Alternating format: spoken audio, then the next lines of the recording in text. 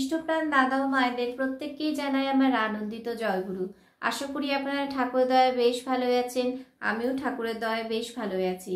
পরম প্রেমময় শ্রী শ্রী ঠাকুর অনুকূল চন্দ্রের নারী নীতি পাঠ করব এবং তার একটু বিশ্লেষণ করার চেষ্টা করব।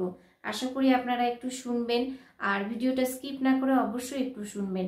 আর ভিডিও শেষে অবশ্যই আমাকে কমেন্টস করে জানাবেন যে ঠিকঠাক আমি বলতে পারলাম কি, বোঝাতে পারলাম কি পারলাম না।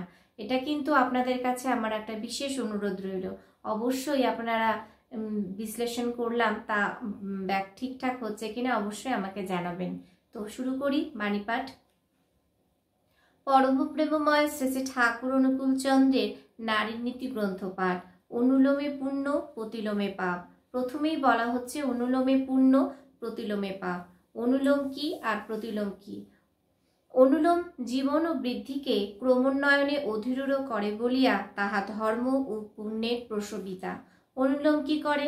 অনুলোম জীবন ও বৃদ্ধিকে এগিয়ে নিয়ে যায়, ক্রমোন্নয়নে অধিরূঢ় করে আর এগিয়ে দিতে চায় তাহা ধর্ম, একদিকে ধর্ম ও পুণ্যের প্রসবিতা।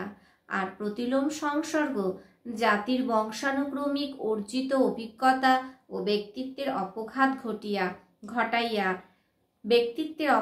ঘটাইয়া হীনত্বে সংবর্ধিত ও পরিচালিত করিয়া মূর্ত করে বলিয়া তাহা অধর্ম, হীনতা ও পাপেরই জননী। প্রতিলোম কি করছে?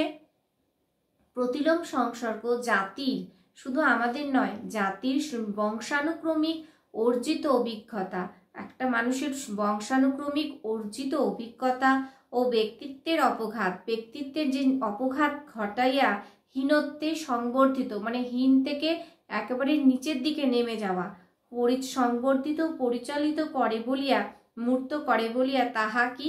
তাহা অধর্ম, হীনতা, ধর্ম নয়, অধর্ম, হীনতা ও পাপেরই জননী। বাণী সংখ্যা 114।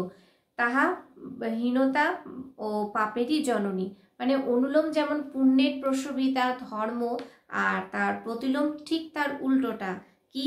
ব্যক্তিত্বের অপঘাত ঘটাইয়া হীনত্বে, মানে সব থেকে বাজে যদি বিবাহ হয় তা হচ্ছে প্রতিলোম বিবাহ।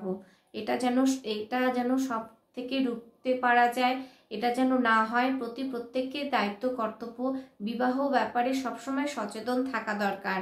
ঠাকুরের বিবাহ বিধায়না, নারীর পথে, নারীর নীতি ইত্যাদি বই রয়েছে, সেইখানে অবশ্যই জেনে শুনে আগামী প্রজন্মদের বিবাহ দেওয়া একদম শ্রেয়।